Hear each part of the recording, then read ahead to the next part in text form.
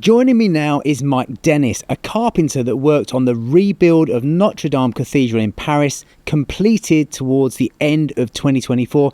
Mike, you've had an interesting life. You were a Royal Marine Commando who served in Iraq, Afghanistan. You've taught in China, worked in Canada on cruise ships. So what's the journey that led you to working on the Notre Dame rebuild? Hi there, Robin. Thanks for having me on the programme. So, yeah, it's been quite a long journey. I mean, as you can see, it's been quite an interesting past. But about 15 or 16 years ago now, I started a traditional apprenticeship, really. So I ended up learning and living in the same place, kind of learning from a guy in Wales, Alan Ritchie in Wales. And it was about 2.5 years there that I ended up going around various parts in the world, working, especially Canada. And it was a few years later when I got back to the UK, and I was involved with an organisation which is the organisation for traditional carpenters, which is the Carpenters Fellowship. And they had an event joint with Charpentiers Sans Frontières. That's Carpenters Without Borders, which is a French organisation. And they were doing a trip to China to go and make this cultural centre with some Chinese carpenters. So I went along with them, got involved with them, and it was, that was, I think, 2014 or 15 now. Amazing. And it was through that organisation in 2019, I think it was 2019 when the fire was there. Yeah. The fire kind of burnt It was down 2019, yeah. It was. So I should know it by now. So, yeah, it was from there. And the founder of Carpenters Without Borders, Francois Calam, even I think before the ashes were cold, he'd organised this event where a group of about 25 of us over 10 days recreated one of the trusses using traditional techniques. Amazing. And it was from that later on some of the guys involved with that won the tender for the project, and I got that phone call. Oh, that is unbelievable. So I don't know where to start, really, because, I mean, you've had what sounds like an amazing existence, I will say. First thing I will say is thank you for your service. Okay, before we move on, thank you for your service, not just in the Royal Marine Commandos, but also in the construction industry and sharing your knowledge, which you clearly enjoy doing. Just touch a little bit on China. So you went there to teach traditional woodworking, is that right? Not quite. I've had an interesting kind of time with China. Okay. I just want to point out, first of all, that although I'm very fortunate to have this kind of 15 minutes, as it were, but it was like with all of these things, it's really important that it's that part of a team. And I've just been really, really fortunate to meet these incredible people with these incredible opportunities around the world. But yeah, with China's been interesting. So I ended up there before I was even into carpentry. I ended up English teaching. Blimey. And then, with this Carpenters Without Borders, that was the only real time that I've been able to do carpentry there. Otherwise, later on, I ended up doing a year over there in 2017 or 18. Amazing. Going to talk with archaeology students.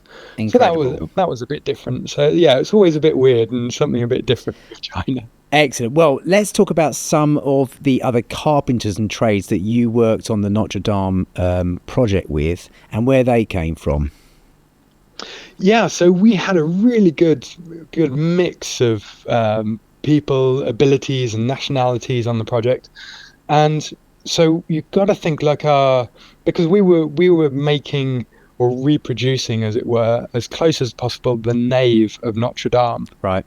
So that's, just for context, that's between those two big bell towers at the front and the spire in the middle. So that's that big section there.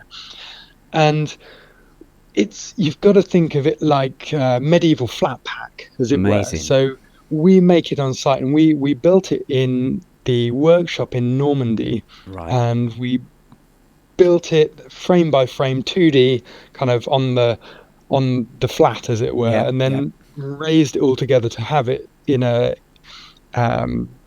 assembly before it went to Notre Dame. But we had a great team there. We had 6 Americans, several Brits, but the majority of the team was French. But it was really nice because we had that mix between people who were incredibly experienced.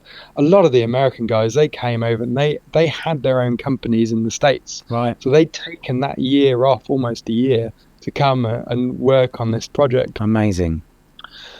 So yeah, we had all those abilities. So those people from masters to apprentices who, some of their first weeks, their first projects on incredible. In fact, was Notre Dame. So it's pretty cool. Incredible. And I've been following along closely, and I would have also loved to have been involved in some way. And of course, at the time, we went into Brexit, so everything was upside down here.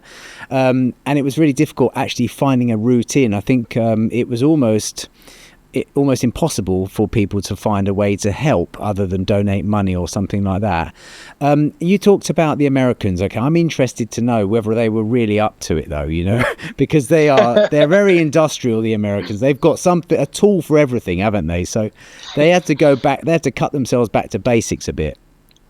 Oh, they do like their tools, but they really got into it. And a lot of the Americans who were on the project, I knew quite a few of them before from Carpenters Without Borders, right, because they'd come on those projects, and like us, they love their axes, but they have a really strong tradition of traditional carpentry. Yep.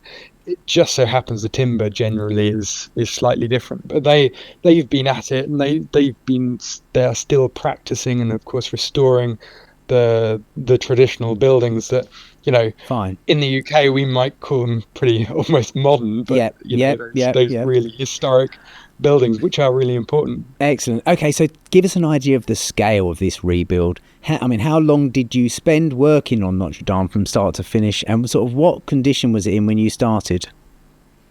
Well, the condition that it was in really was it had just burned down, Notre Dame. Right. So we were able to do a site visit, a few months into our part of the project.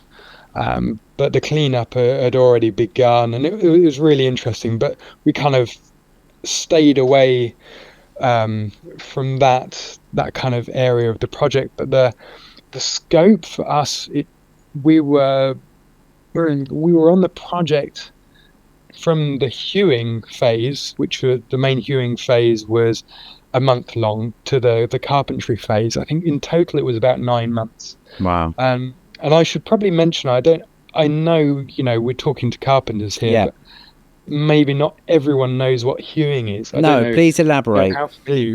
So hewing is a process of transforming a tree in the round to a usable timber using axes. Yeah. I've seen it, and I've not had a go. I've seen the Germans do it, but I've not had a go. Oh, you should. I think you'd like it. It's quite addictive. But we do that process using a series of axes. So we'll stand on it generally. There are several ways to do it. Yeah. But we would stand on it and make notches depending on the timber, every foot or so. And then we would strike those down along with the grain of the wood and pop those, what we call joggles, off.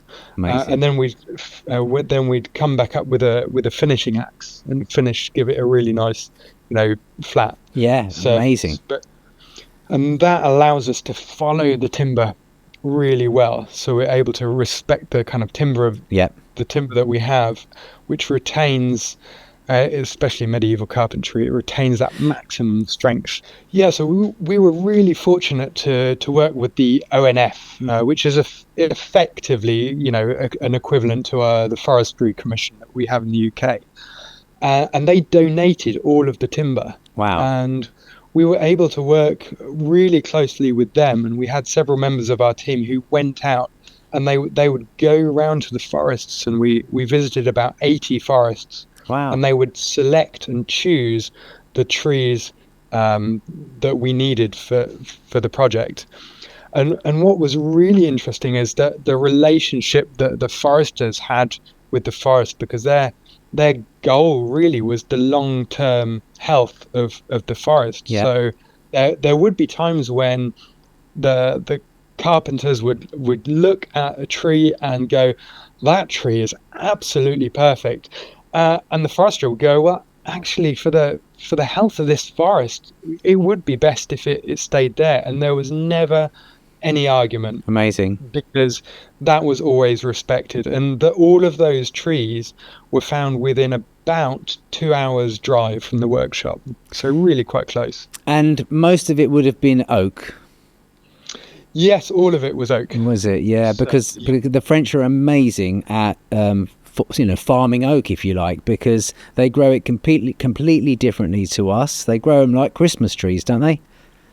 Well, yeah, pretty much. And some of these forests are absolutely amazing. We had a few days where a group of us from different workshops got together, and we actually felled a couple of trees ourselves totally by hand. Nice. Converted them in the forest.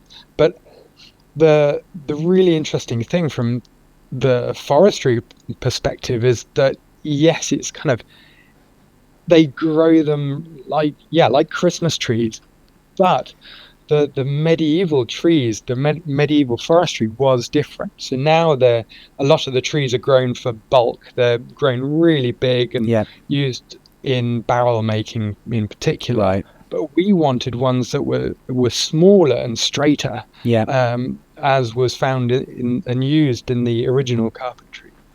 And what were the lengths? What was the longest lengths that you were using? I know that there was some of the spans were 17 meters or so, or what were the longest pieces? Yeah, I think our largest span was going up to around 14 and a half in the nave, as I remember. Amazing. So we were working with some of the trees at about 15 meters or more to hew them before we did those end cuts. But they were massive, and there's nothing like hewing a timber that is that big.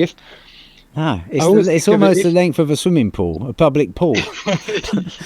Yeah, it is. It's massive. Yeah. But if you go into a forest and you look up on a windy day, and you can see the tops of the trees swaying, and you've seen that before. Yeah, absolutely. Yeah.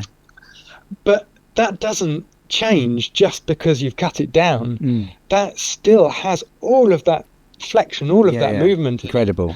And you end up hewing it, and we're hewing some of the long ones, and I remember, oh my goodness, you're hewing them and it's almost bouncing as you hew it, because it's just such an incredible it's an experience that unless you've done it, you would have no idea how satisfying that is, that rhythm that comes from that beautiful material. Okay, so what aspects of the roof rebuild, for example, you talked about the trusses, and there was a number of trusses. How many of those trusses did you all have to make, and how many were you involved with?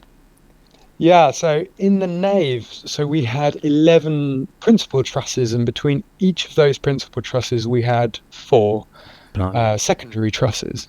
So, that's around 44 trusses, but there was 1 or 2 other hangers on just to join them to different parts of the building. And did you get the chance to measure, like when you said you did the site visit, did you actually measure the spans? Did you do drawings? Who did all that? Yeah, so that was all done by the architects. Okay. And so we were really lucky. We were working with an incredible architect, and it's really nice to be able to say really positive things about architects. But absolutely amazing group of architects, and a couple of them actually had done a study in about 2014 of the roof, and so they'd taken a lot of measurements from scans. Brilliant. So they already had this information. But the thing that made it interesting is that it looks like a rectangle, but in fact the walls were unparalleled. Oh, really? They were curving. They were in oppositely level. No way. and the pitch changed as it went down the building along with the height. So all of those things had to be taken into consideration. So each one of your trusses was diminishing in, say, width and rising in height to suit the building being out of level, out of parallel. It sounds like modern building in the UK. I hope not. Oh yeah, you definitely, you didn't bring your level. No, well, I mean yeah, you did. You're still working to precision, because we in timber framing, we're working with these very organic shapes, but you still put those references for level for when you're framing it up. Of course you do. And then it does the same thing after. Yeah, of course you do. I'm building in oak at the moment, and I absolutely love it. And you're quite right. The level is most of our stuff is done on the measure. Once we've got our structure plumb and level, we build off of it, and it basically does its own thing. So, okay, so what were the main challenges, involved with the project and the hardest aspects for yourself and the team? Yeah, it's obviously a project like this, there are so many challenges. Just looking at as we just mentioned, all the differences in the dimensions and all of these considerations made it incredibly difficult. For myself, I think the biggest challenge, if I'm honest, was I was fortunate enough to have a small team that I tried to direct in my terrible French, and I think that for me was that kind of people management, really. I mean, I'm used to normally I work on my own or with really tiny groups, alone in the woods or whatever, so having a group, but that was challenging but quite delightful. But there would be times when we'd come together, we'd agree what we were doing, I'd tell everyone what to do, and they go away and start doing something completely different. Welcome to my world. Bad my French is. Oh, no. What's your excuse, Robert? Oh no, this is human nature. It's the beauty of having a craft, isn't it? It's kind of like you set yourself off, and the next thing you know, you're going in a different direction. But and a quick question before we move on is, how was everyone paid, and was everyone paid? Yes, we were all paid. Okay. How did that work itself out? In what aspect? Well, was it like day work? Was it by the hour? Was it for love, or was it a low salary to have the pleasure of working on it, or was it the opposite, a high salary because you are doing it? Yeah, so it was that was really interesting. We did it in two phases, really. I mean, with this kind of thing, I can't talk too much about it. No, I understand. But, as we were essentially paid on a square meter rate to begin with when we were Hueing. So we'd all come and we were acting as our own individual companies or whatever. Yeah. So that's how we were working to start with, so that was very interesting. You could see the differences. That probably inspired some people to get good quick. Yeah. But then after that initial month, we were all employed by the company. Okay. I must admit, if I'm allowed to do a shout out, we were absolutely the head of our company.